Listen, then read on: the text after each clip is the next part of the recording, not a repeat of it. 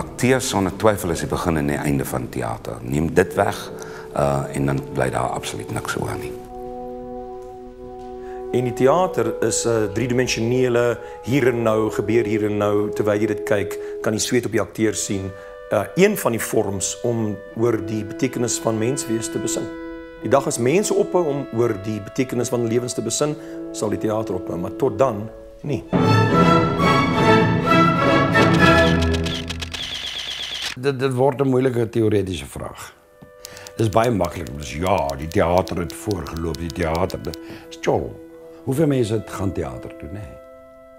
Hoeveel mense reageer op wat hulle sien in teater? Dit is nie so baie nie. Teater is meer 'n definieerder wat aan die gang is. Maar hy is nie noodwendig 'n instigator nie, jy verstaan. Daar wat dit nie geskiedenis nou al gebeur, maar die teater is hy diagnoseer. Maar hy is nie noodwendig die medisyne nie. Hy raak wel aan die gang van sake omdat hy soms die opinievormende opinie raak. En dis belangrik.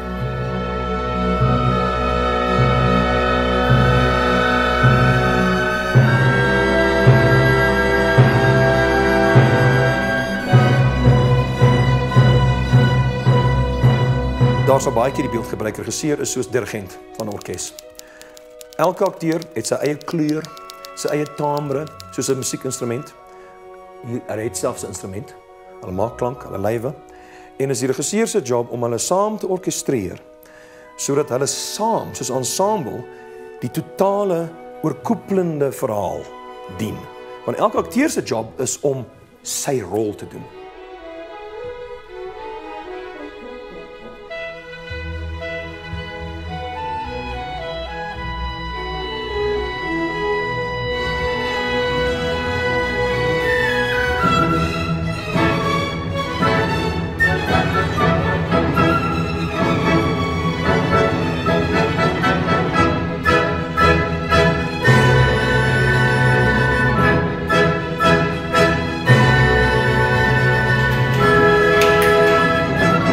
Ek dink akteurs is 'n snaakse kombinasie van onvervulde ego en ongelooflike vloeibare emosionaliteit, 'n absolute fantasie. Jy moet jouself kan versink in 'n ander manier van wees of dink.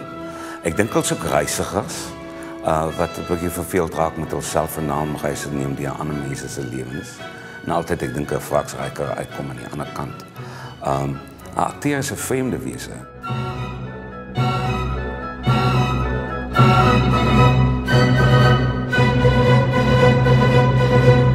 Ek het jou lief gehad, Germanicus. Ontsettend lief gehad. Nie sag en vriendelik soos 'n vrou se liefde was daardie liefde. Dit het my gevreet. Daglank en naglank het dit my gevreet en uitgedor en siek gemaak. En oud. Power is my 'n baie belangrike aspek. Dit ook, mense sal sê, ja, maar enige speler het dit, maar die grootste toneelspelers wat ek in my lewe gesien het, is die een ding wat hulle gehad het. So ek dink aan groot spelers wat ek gesien het, Laurence Olivier en ander, is die ontsaglike reserves van krag. Wat is 'n volk? Wat vir my heeltemal 'n slim vraag is om te vra. Wie is ek? Wat is ek? Kan nie net sê wat 'n mens wil nie. Jy kan dink wat jy wil. Dit is amper soos 'n skerm, 'n rolprentskerm of 'n televisieskerm, want dit is 'n illusie. Ons maak stories en ons wil hê mense moet dit glo en ons moet dit glo as ons dink hulle moet dit glo. Ek kyk televisie, maar dit irriteer my geweldig, want jy weet 'n akteur moet glo wat hy sê. En jy kan dit in sy oë sien. As ek regie doen, dan kyk ek na die speler se oë. En daai oë sê vir my, glo hy wat hy sê of glo hy nie? To be or not to be, that is the question. Almal van ons is vereensaamd. Ons is almal in ons eie gaatjies toegesluit. En wat dit vat om die deure oop te maak. En hoe wonderlik dit verander wanneer die deure oopgemaak word deur die regte mense. In this South Africa of ours, true patriotism lies in the unity of those who live in her and love her, as opposed to those who live on her but out of her.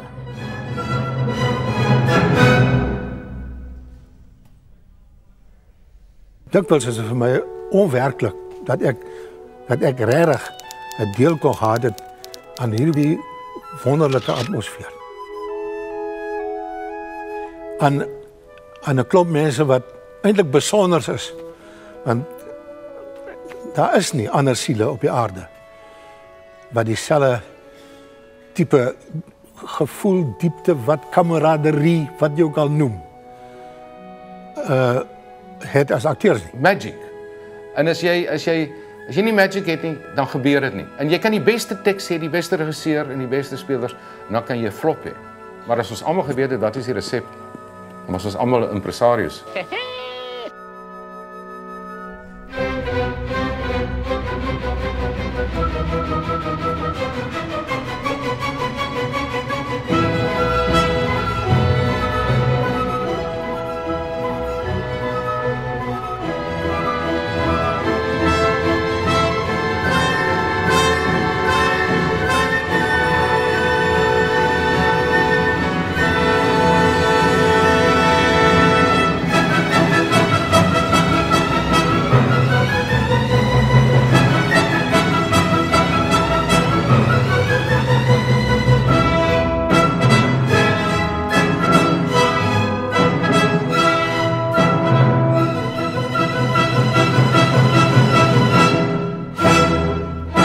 Self weerbaar maak om die weerloosheid uit te beeld.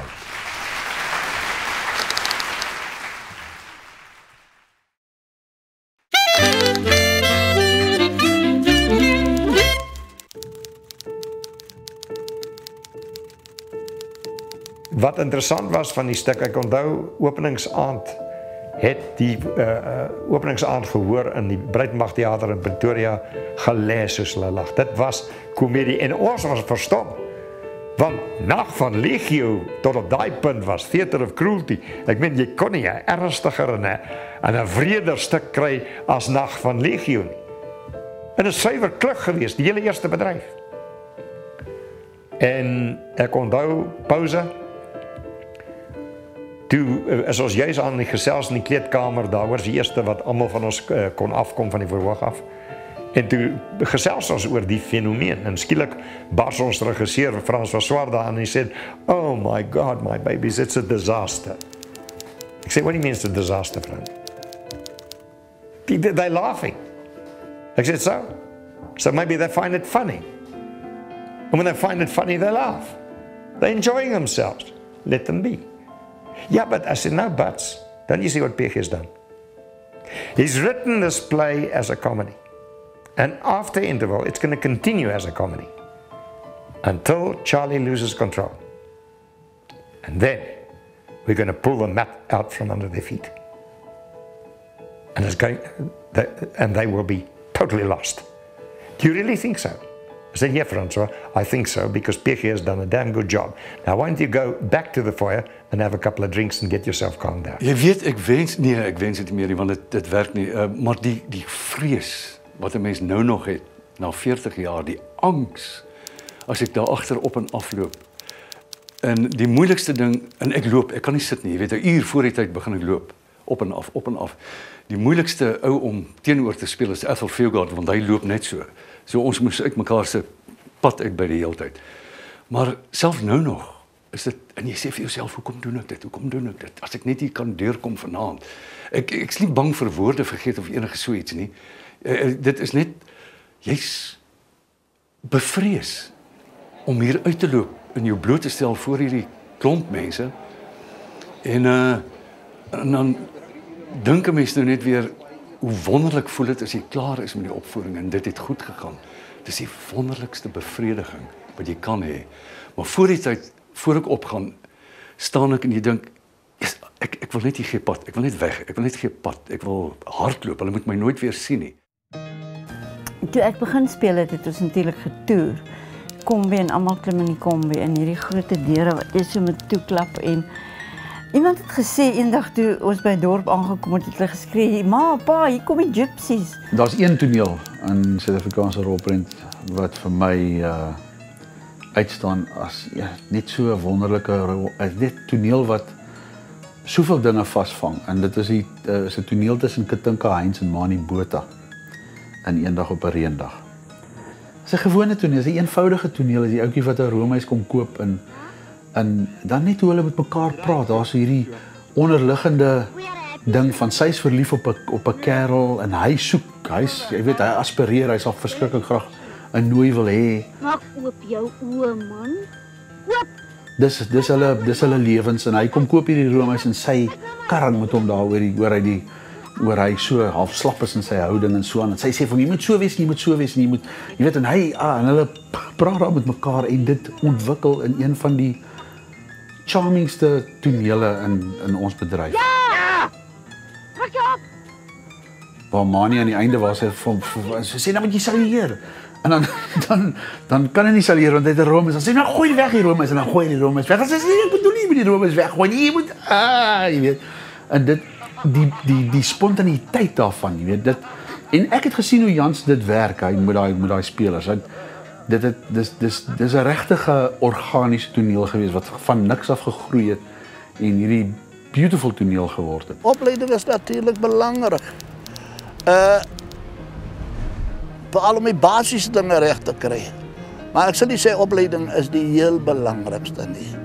Die heel belangrikste kom hier onder uit die kat uit. So glo ek. Elektrisiteit. Dit is energie natuurlik. Ja. Maar energie is 'n papwoord, papperige woord. Maar dis energie, woord, maar Kobus, dis dit tog nie, dit is energie wat gekoppel is met daai tegnieke, die tegniek om te kan luister, die tegniek om te reageer. Maar ek praat nou van power, spesifieke power. Ek dink dit is wat power gee. En ek dink elke groot Annelie Limpopo het dit gehad. Wat te veel? Nee, maar wag nou.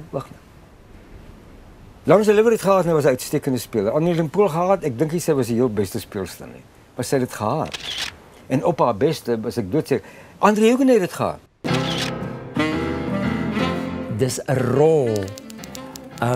En nou dink hy, en hy wys na die wal, hy sê, hy dink jy wil die rol van die gay moffie speel. Maar want hy is nou bekommerd, want hy wil dit speel. Maar ek gaan dit nie vir hom gee nie, ek gaan dit vir jou gee. Hy gaan so aan en dan op die ou en sê hy vir de waar, want jy speel die moffie. Dit is jou rol. Jy het dit. Niemand speel dit beter as jy nie. Weet so dis hy kry sy dit werk nie uit konteks nie. Ek klap nogal hoor. Ek kan nogal klap.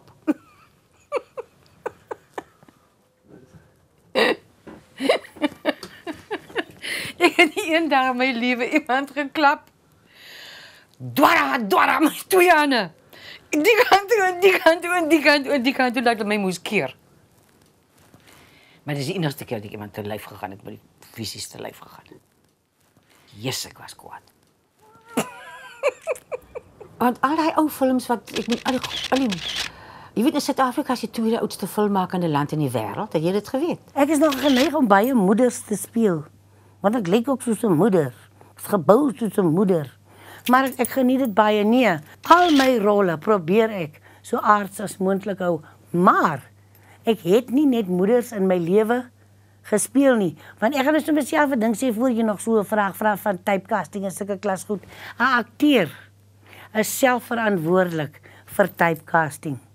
Want as jy jouself toelaat om dieselfde tipe rol oor en oor te speel, dan is dit jou skuld as jy getypecast word. Ek het wel baie moeders gespeel, maar ek het verskillende moeders gespeel. En ek het al hoere ook gespeel, en koninginne. Ek het al alle soorte rolle gespeel. Om akteur te wees, om werklik jou kuns te kan beoefen, dink ek moet 'n mens ook 'n omgewing hê waarin dit kan gebeur. En daardie omgewing behoort 'n koesterende een te wees. Die dramaturg Pieter Fourie het die gesogte Hertzogprys vir drama ontvang tydens die Suid-Afrikaanse Akademie vir Wetenskap en Kuns se luisterryke bekroningsseremonie op Stellenbosch. 13 Suid-Afrikaners is deur die akademie bekroon. Ed Herbst doen verslag. Pieter Fourie het die geleentheid gebruik om met 'n paar mense af te reken, maar om ook, ironies genoeg, diegene te bedank wat sy graamskap gaande gemaak het. En dan veral ook baie dankie aan almal wat intens oor my lewenspad gekom het. Intens.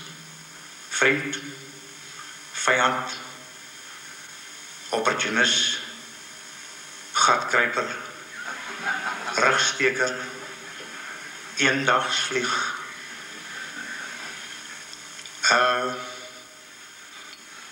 Bureaucratische, politieke en corporatiewe boelies met hul wysneuse en magsmantels. Baie dankie. Want dit is uit julle wat die vonke gespat het, waaruit werke gebore is en aanhou gebore sal word. Ja. Ja, daar was baie insidente geweest. Maar jy weet, André Hugonay het 'n baie belangrike ding gesê. Een van die groot wette van die teater is honor amongst thieves. Dis bitterlik waar. Jy weet, as ek bereid sou wees, kan ek 'n boek van 500 bladsye skryf met skitterende anekdotes uit die teaterwêreld. Maar ek sal dit nooit doen nie. Dis daai honor amongst thieves. Dit kan 'n skewe perspektief van kunstenaars na die breë publiek uitdra. Want by hulle is dit nie binne konteks nie. By hulle is dit 'n blote anekdote. Maar as jy daai ding binne konteks het, dan is dit 'n juweel, 'n absolute juweel. Jammer soos om vat so deur die jare, in die 69 op Loftusversveld in Pretoria, Frik de Pre se wedstryd. Moet mof gesê het, gedrop, geskoor en gepleis. Toe ons Koning Lear doen, toe kom Dieter Raibler daaraan met die radiootjie en hy sê vir ons, hy wil net vir ons speel, want hy het nie baie goed Afrikaans verstaan nie.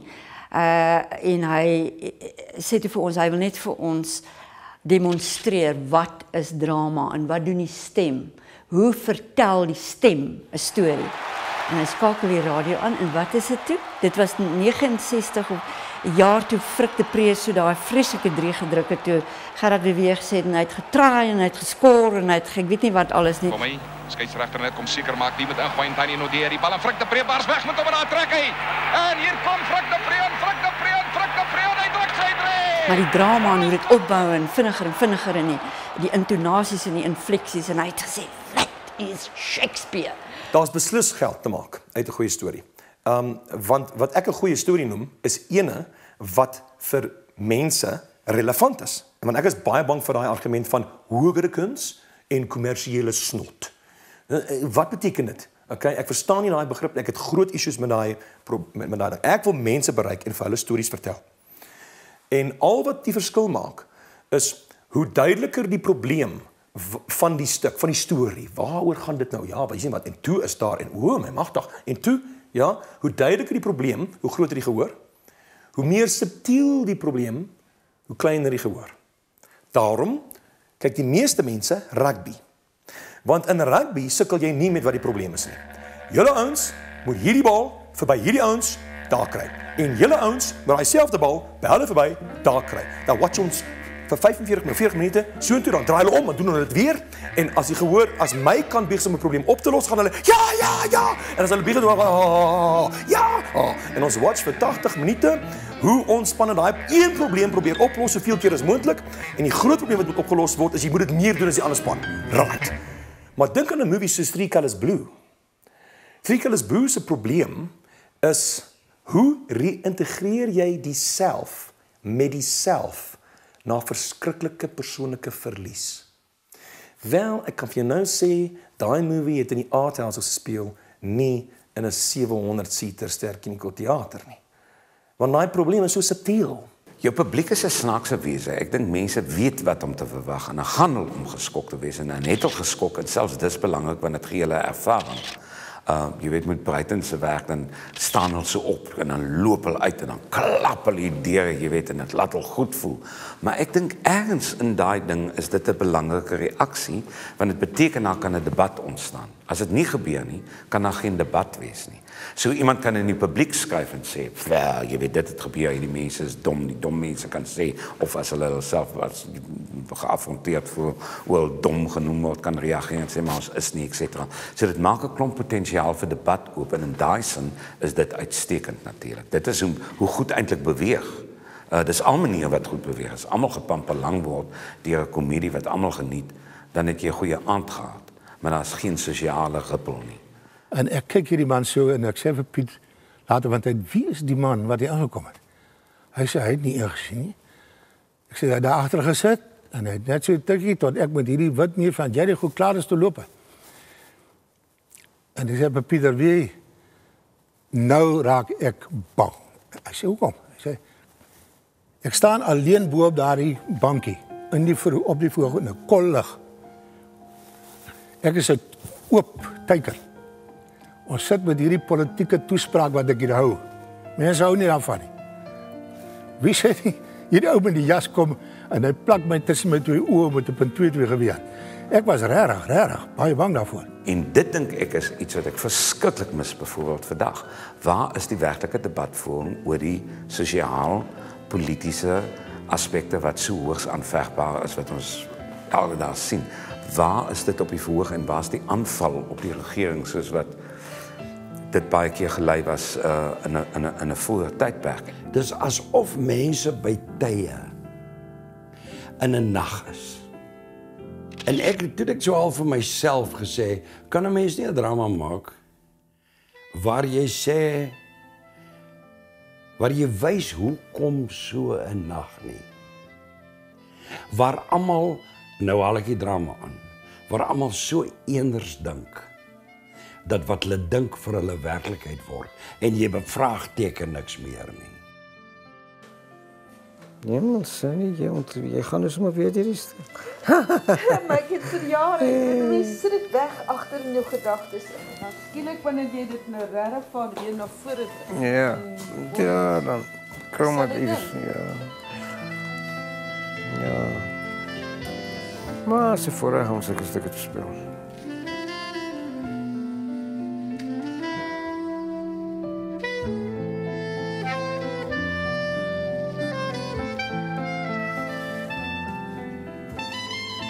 Die wind gaan lê.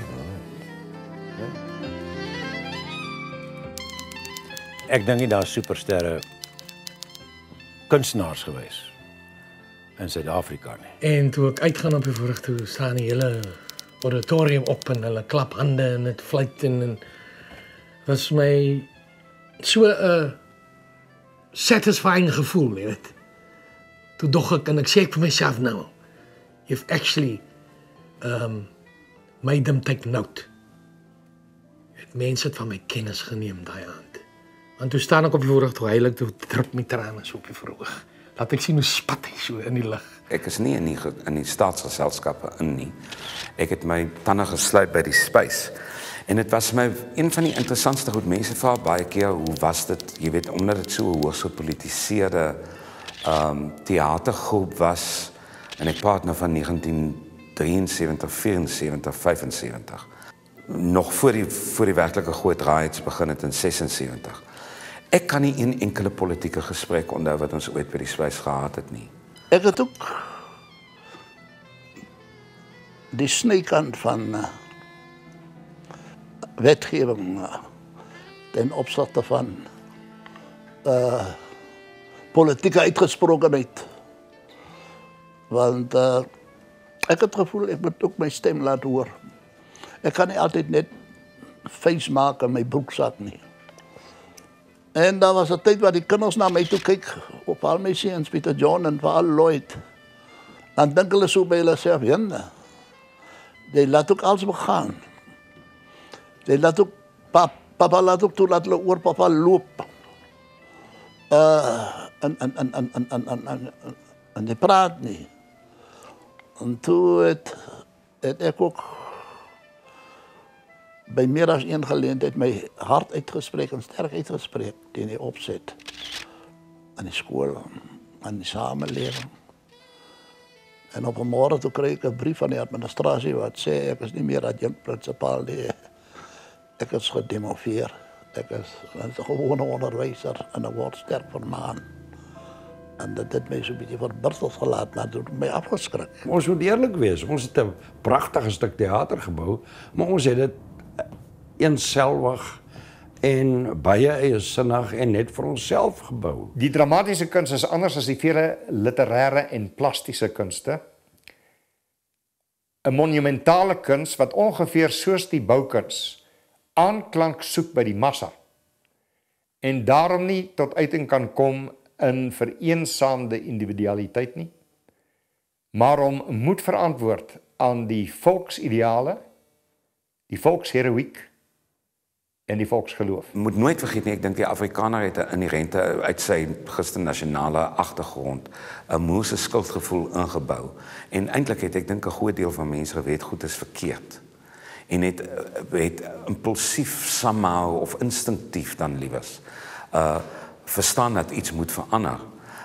En ek dink die spys tot 'n groot mate is toegelaat om dit te doen en die teater was toegelaat om dit te doen. Want die teater was nie die volksmond via die televisie nie. Dit was 'n debatsforum. Dit is vir my vandag amper ondenkbaar om te dink dat toe ons gekom het by die openingsaand van Kanna in Johannesburg, moes Adam Small, die dramaturg, wat hierdie wonderlike magiese stuk geskryf het, hy moes by die stadsraad gaan aansoek doen om 'n permit, sodat hy toelating kon kry tot die Alexander Theater op die openingsaand van hierdie pragtige stuk wat hy, klassieke stuk wat hy geskryf het. Daar's altyd droogtes tussen die reën. As jy dink aan die beste stuk in Afrikaans, Kanna Haiko van Adam Small is in 1960 geskryf. Ons staan 47 jaar later. Daar's nog nie 'n stuk van dieselfde gehalte geskryf nie. Ons het die aand by Van Wyk Lou geëet. En ek vat vir Adam terug stasie toe. En ons loop so in die perron af. Tot by die plek waar apartheid begin. En Adam sê, steek sy hand uit en sê, nou maar dan groet ek jou nou. Ek sal daai oomblik in my lewe nooit vergeet nie. Dit was die oomblik wat ek geweet het hoe verkeerd alles was. Adam was in sy eie tyd die profeet wat nie geëer is nie. Kanna was dan eintlik die voorloper. Die stuk wat die basuin geblaas het om te sê, daar gaan verandering kom. En mense laat verstaan wat aangaan.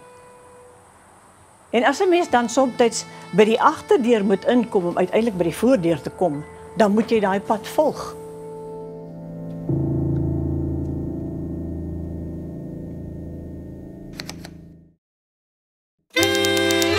Na jare van baie deeglike voorbereiding het ons nou by die stadium gekom waar televisie deel van ons daaglikse lewe geword het. Dat dit besondere organisasie en baie koste geverg het, is vir ons almal duidelik. Dat dit inslag by ons mense gevind het, is ook duidelik. Hoewel dit nog te vroeg is om te sê of selfs om te spekuleer of te voorspel welke invloed dit op ons alledaagse lewenspatroon gaan uitoefen. Wat wel duidelik is dat jy hier met 'n medium te doen het en dit het alle ander lande ook reeds ervaar wat 'n magtige invloed ten goeie of ten kwade kan uitoefen. En hierdie aspek mag nooit vorentoe uit die oog verloor word nie. En wat interessant was is na pouse toe ons weer begin speel, het die publiek nog gelag, maar daar skielik was daar 'n onsekerheid in die manier waarop hulle lag. En die komedie het bietjie afgeneem, maar dit het gebly tot op die moment wat Charlie skielik begin bieg, oor dis nie hy nie. Dis die gevoel as hy die mes kry, dis dis 'n gevoel, dis die mes. Die mes praat met hom, dis 'n gevoel wat hy kry en dis nie hy nie. Dis hierdie en skielik het die gehoor geweet dis die einde. En nou het die stuk geloop na die onverbiddelike resultaat dat Dogeman vir Charlie gebruik om Dirkie te vermoor. En die publiek het daai aand uitgeloop, versla, verstom, heeltemal stom geslaan. Iemand het gehoor dat een ou vir sy vrou fluister. Die kar is om die draai geparkeer. Daar sê, dit sal hulle op, nou gaan hulle lag. Daar gaan hulle huil. En dit so orkestreer dat dit op die gehoor, want op die oomblik gaan dit alles oor die gehoor. Maar jy kan nie vir jou gehoor lieg nie. En dit is vir my die mag van teater, is dat jy kan transformeer.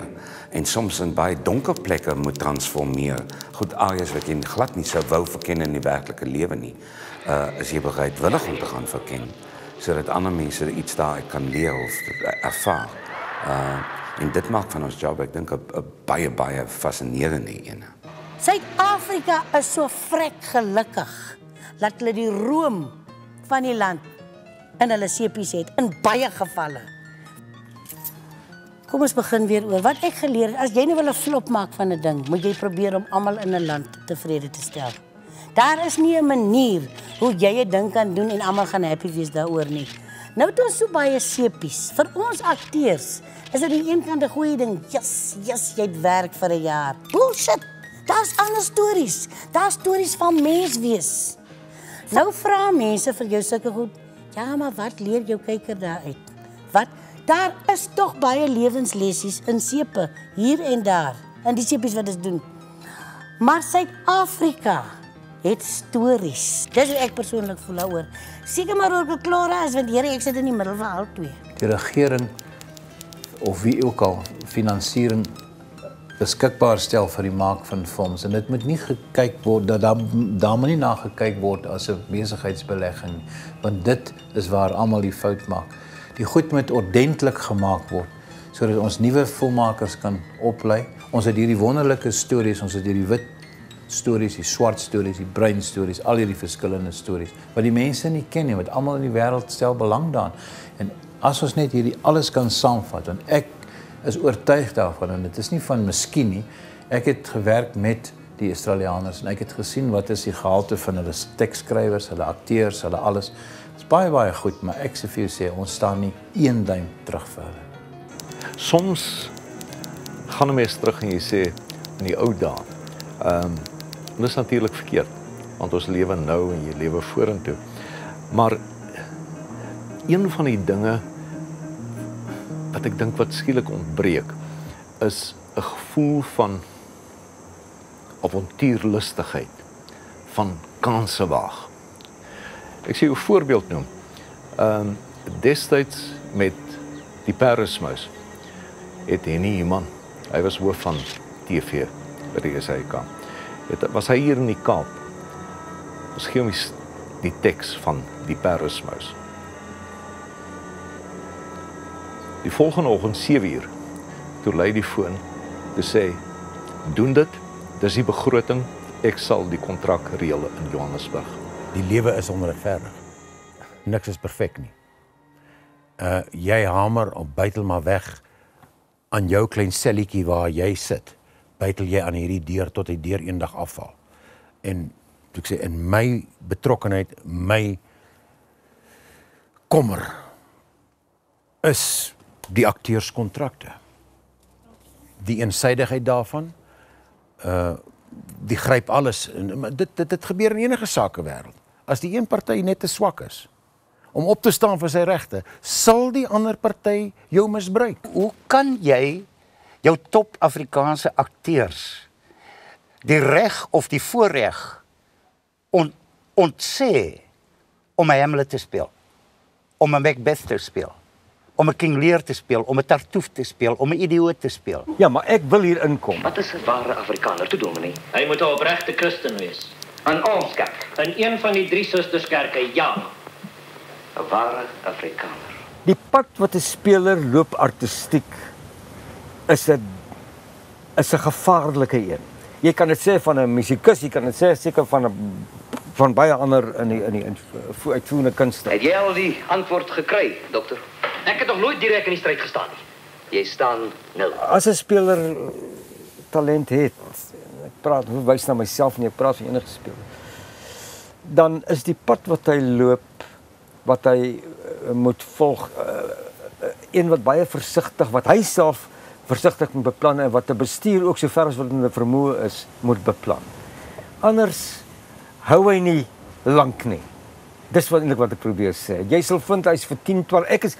Ek sien baie talentvolle spelers. Hoe lank gaan hulle dit hou? Gaan hulle dit regkry om nog daar te wees oor 10, 20 jaar? Gaan hulle ontwikkel? Hulle speelvakke is kort, is 'n paar dae en dan wag hulle maande voor die volgende speelvak. Dan moet hulle weer optel. Intussen van punt tot punt ontwikkel hulle nie artistiek nie. 'n Ander ding is ook 'n speler ontwikkel saam met sy gehoor. En ek wens hulle wil meer besef, ek wens hulle wil meer kontak maak met die behoeftes van die gemeenskap. Ek dink mense soek tog bietjie kos vir die siel en kos vir die kop en wil 'n bietjie meer dink en wil 'n bietjie meer voel. Dit is te maklik om die kuns af te maak. Jy weet, om te sê ag nee man, dit is ons 'n brood. Ons kyk eers na brood. Die mense moet brood hê om te eet. Maar van brood alleen kan jy tog nie lewe nie. Ek dink dis 'n ongelooflike belediging vir die publiek om te sê dis al wat hulle wil hê. Ek's jammer, ek koop dit nie. Ek koop dit ook nie in teater nie. Dit is my tragedie dat daar nie 'n deurlopendheid en 'n groei is, dat daar nie 'n 5-jaar plan is in Suid-Afrika van uitsaaiers nie. Dat daar 'n soort van 'n gemoedsrus by die mense kom om te sê ek weet wat ek die volgende 5 jaar gaan doen. Enige vervaardiger in hierdie land het, of hy dit nou wil weet of nie wil weet nie, het 'n stal spelers waaruit hy trek. En dit beteken dat jy gaan oor 'n periode van 5 jaar trek jy spelers saam met jou, jy trek tegnisië saam met jou, en jou produk kan net verbeter. Maar terselfdertyd praat ons van 'n medium wat geld kos. Ons kan nie, jy weet, Mickey Mouse gaan speel met so 'n klein begrotingkie en sê, maak vir my Gone with the Wind nie. Maar ek dink is geval van dat ons 'n gebrek aan deurlopendheid het en dat ons dinge al goedkoper wil maak, wat natuurlik seker 'n afsplittering is van reality programs. Jy weet wat die grootste onding is wat die televisiewêreld kon tref. As ons bedryf die meesters in die bedryf wil raak sien. Die verlies van Imani van Rensburg is een van die grootste tragedies in ons bedryf en ons bedryf staan aangekla daarvan dat ons hierdie man verloor het uit wat ek net kan dink was frustrasie. Hulle vra my hoe dit gekom. En ek sê ek weet nie. Hulle vra my waar het ek geleer? En ek sê orals, maar eintlik nêrens. Hulle vra my wat laat ek na? Ek sê ek weet nie. Mense vra my wat het ek te sê? En ek sê niks. En ek wonder soms of hulle wat flieks maak of wil flieks maak of hulle besef eintlik hoe eensaam is die pad. Ek dink een van die frustrerendste aspekte vir my oor televisie is dat dit oor die algemeen oor verstrooiing gaan en terselfdertyd 'n vorm van manipulasie van die publiek wat vir my ongemaklik stem. Ek sal my televisie aanskakel hier as ek die kwaliteit kan kry van komedie sowel as tragedie. Soos wanneer mense oor demokrasie praat, né? Dan sê oor daar's twee partye soos in Amerika, twee partye. Dis nie demokrasie nie. Demokrasie is wanneer jy omsien na die behoeftes van almal in 'n samelewing en almal oor dieselfde kam skeer, dan het jy demokrasie. En ek dink nie ons televisie laat toe om vir mense wat se belangstelling miskien minder is in terme van getalle, dieselfde gewig te gee van ware in terme van ware nie. En dan met die tyd gaan jy niemand oortuig dan om ook op ander maniere te kyk of te dink nie. Tsotsi het vir hierdie land meer publisiteit gegee as wat enige toerisme of wat se fonds ooit vir ons kon bereik het, want skielik was ons daar saam met die bestes in die wêreld, kon ons saam gesels. En dat niemand dit kan insien en herken nie, dit maak mense moedeloos. En op die uiteinde maak dit sekere mense so moedeloos dat gebeur het wat met Mani gebeur het.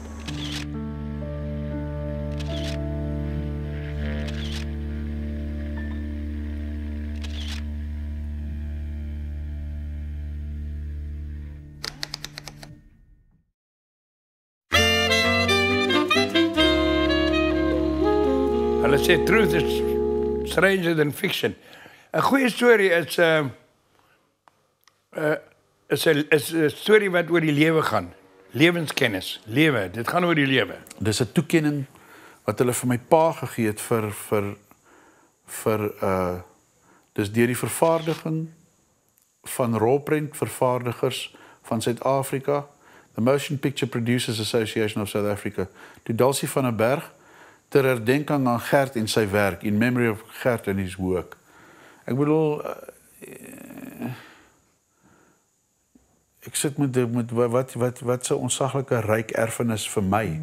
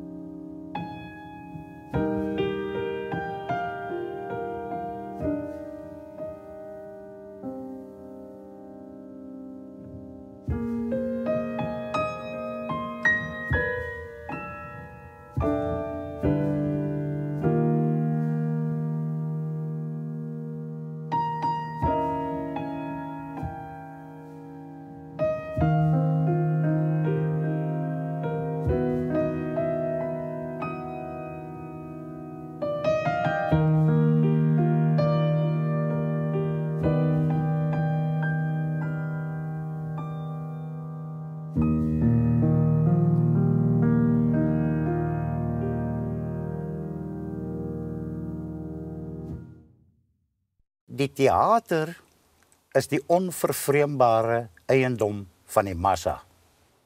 En dis waar. Dit was in Shakespeare se tyd ook waar. Dit was in Sophocles, Aeschylus, Euripides se tyd waar. Dit was in Molière se tyd was dit waar. Maar mens kan saam met die gewildheid kan jy gehalte skep. Ek dink om sinvolle stories by die mense te kry is eers instansie dis nie so maklik gesê as wat dit is om dit te doen nie. Want jy het 'n sameloop van 'n klomp, jy het 'n goeie konsep van 'n storie nodig en dan die skrywer het mensekennis nodig. Hy moet weet watter effek dit op jou het, op die mens het, en die skrywer moet mensekennis hê, die regisseur moet mensekennis hê en die speler moet oortuig wees dan wat hy sê en wat vir hom gegee is om te sê, kan hy oortuigend doen. As die geloofwaardigheid van 'n speler op 'n doek, dit bring mense na teater toe. As jy iemand se emosie, een kyk, kan jou laat huil, kan jou laat lag, kan jou laat kriebel, kan jou irriteer. 'n speler moet by die kyker 'n emosie wakker maak. As hy dit nie reg kry nie, dan is hy nie 'n speler. Dan kry hy teenwoordigheid. Dis die beste wat ek nog vir myself kon beskryf. Wat is daai ding wat sekere akteurs het? En ek watch hulle en ek het al met hierdie groot ouens gewerk. Ek het baie van hulle geleer deur om hulle te regisseer. Het ek baie van hulle geleer en ek het gesien, okay, dis so daai ouens daai command, noem hulle dit in Engels nie, van daai verhoog kry. Stilte en absolute fokus. En my volgende rol is as die nuwe Springbok kaptein. Die regspreuk sê, vigilantibus, non dormientibus, jure subveniunt. Die reg bedien die wakendes, nie die slapendes nie. Wel, sonder die akteur is daar geen film nie, is daar geen teater nie. Want die akteur is die draer van die woord. Die pad wat 'n mens loop en die koers wat jy inslaan.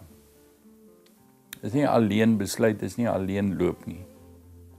Dis mense wat saamloop. Daar's 'n wêreld van spelers en stories en oomblikke wat almal op hierdie pad is. Daar's 'n Katinka. Daar's 'n Hans, daar's 'n Wendy, daar's 'n Koos, daar's 'n Kobus, daar's 'n Don, Lennard, daar's 'n Gert van der Berg, daar's 'n Richard van der Berg, 'n seun wat volg. En ons almal ry so op 'n pad. The vertical gaze. Die opkyk na iets groot en beter as jy, wat in hierdie moderne samelewing nogal verval het.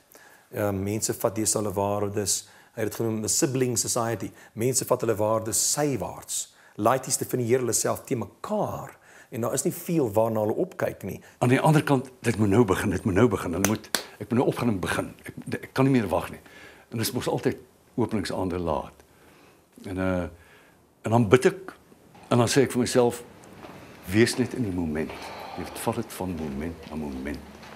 En as jy opgaan, as jy daar is dit, dan begin jy harde werk. Ek kan hierdie ding vashou en dit lyk nice en is wonderlik om eendag so te staan en te sê, thank you very much for the whatever toekenning jy kry. But hierdie ding, as ek hom vashou, dan sien ek eerstens van alles, my eerste movie wat ek gemaak het met 'n kers en 'n glas water op 'n tafeldoek. Met skaduwees en weerspieëlings en goeters en ek het gefassineerd geraak daardeur terwyl my pa besig was om die 8mm projektor te lys en reg te kry om flieks te wys en hy wys flieks en as ek hierdie dan kyk dan hoor ek daai For what really matters is character. History clearly teaches this. Noble character forms a great nation. And surely the honour of a country is not determined by the blundering acts of some passing administration or weak generalship, but lies in the sum total of her best traditions which the people at large will rise up to maintain. Saam met hulle, wanneer hulle eendag die laaste asem blaas, gaan daar 'n ongelooflike vaardigheid in hierdie land verlore wees. Want dit is teaterervaring. Mense vergeet eintlik hoe baie hulle gespeel het. Daar was nie 'n drama wat die moeite werd is in die tyd was wat hulle nie gespeel het. Dis soos wanneer Laurence Olivier dit gaan. Ek meen daar gaan 'n skat van spel daar weg.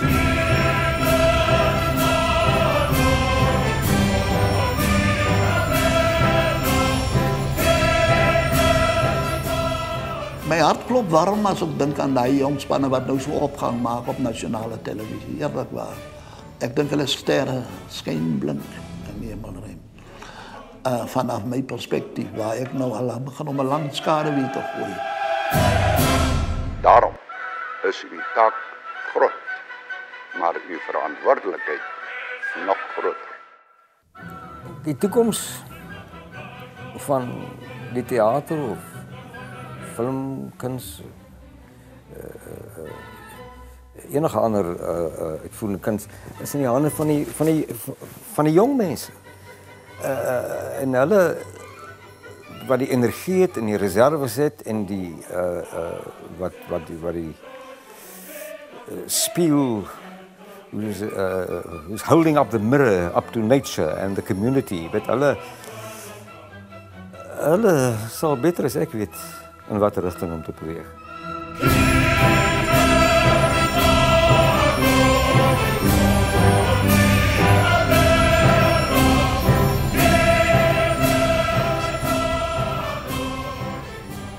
dit is vir my belangrik dat mense vra, wanneer maak julle weer vir ons iets moois? Gee net vir ons kans, ons sal weer daar kom. Eendag. Iets moois maak vir julle. Ag, is net 'n bietjie erkenning vir harde werk is al. Maar as jy dit nie verdien nie, dan sal jy dit seker nie kry nie. So, dit is nogal spesiaal as jy dit kry. Mense waardeer dit dat mense jou werk gesien het en dat hulle dit aanvaar het en jou toekenning gee vir die gehalte. Dis waaroor dit gaan, hè?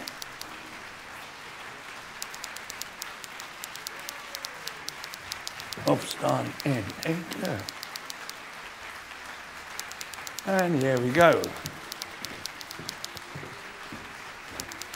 Hey.